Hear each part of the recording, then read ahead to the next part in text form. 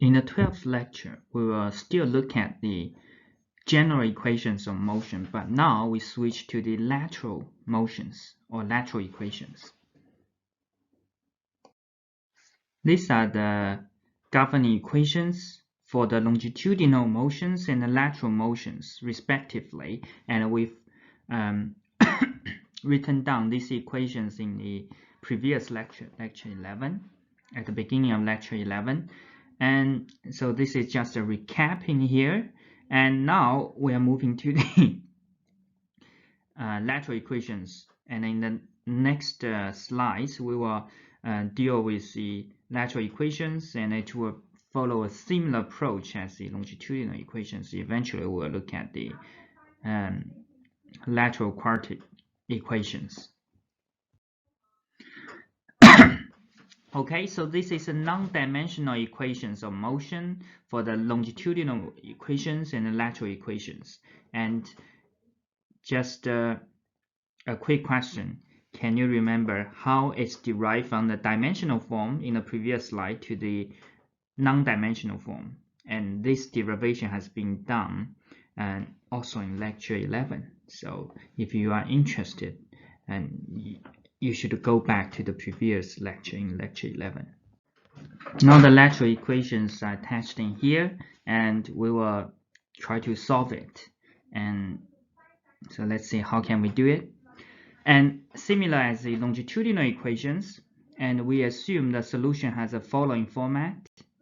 And so for v, phi, and psi, and also the derivatives, they are in these formats. Okay, so it's exactly same as the longitudinal equations, the same format of the solutions.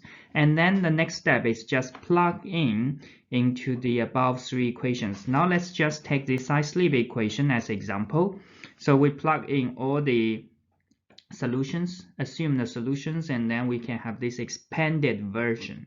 And now we just combine the common terms, common parts, so we can have this, and by eliminating the e to the power of lambda t, because apparently that can't be 0, so we have this simplified equation for the side-slip equation. Okay, and similarly we can do this for the row equation and yaw equation, and we can have three equations and follow the similar procedures as we did for the longitudinal equations. We can have a matrix form, and then we let the determinant of the coefficient matrix being 0, and eventually we will have a quartic equation. And similarly we will get the lateral quartic equation, a lambda to the power of 4 plus b lambda 3 plus c lambda 2 plus d lambda plus e equals 0. It's exactly the same form as the longitudinal quartic equation, just the coefficients a, b, c, d, e are different. Okay, and now the question is how to solve this quartic equation.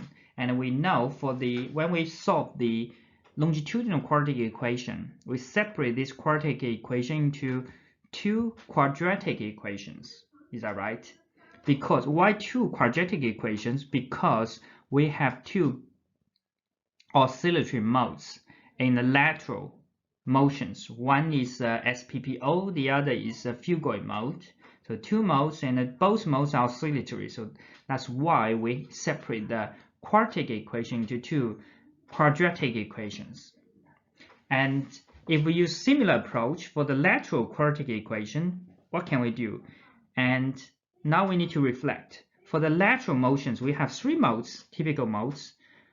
We have the Dutch roll mode, which is oscillatory mode, and also we have two non-oscillatory modes. One is roll damping, the other is spiral mode. So the last two modes are non-oscillatory. Now we need to consider their features and do our further simplifications of this lateral quartic equation. Okay, I'm listing the three modes, lateral modes in here.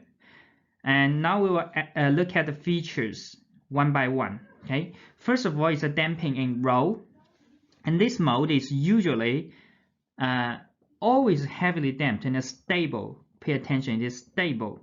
So and the root lambda in of the quartic equation for this mode will be a large, negative, and a real value. I just want to highlight negative. Why should be negative? Because if it's stable, the root lambda should be negative. Okay, so this is the damping rho. And then we move to the spiral mode. And for spiral mode, it's always lightly damped and sometimes stable and sometimes not. So the root will therefore be small, real, and positive and sometimes negative. If it's stable, it's negative. It is not stable, non-stable, it is positive.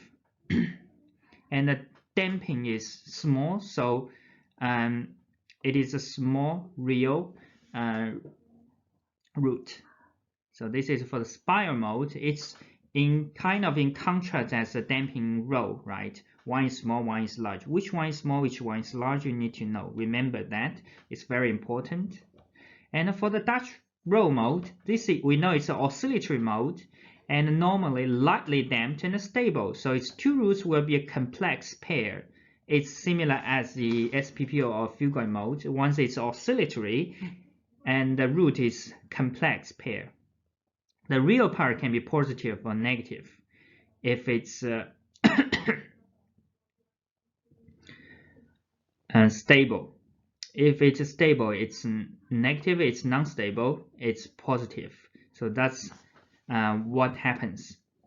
Okay, so these are the three the concepts and qualitative analysis for the three modes, and later on we will do it quantitatively and by playing with some numbers of this lateral quartic equation.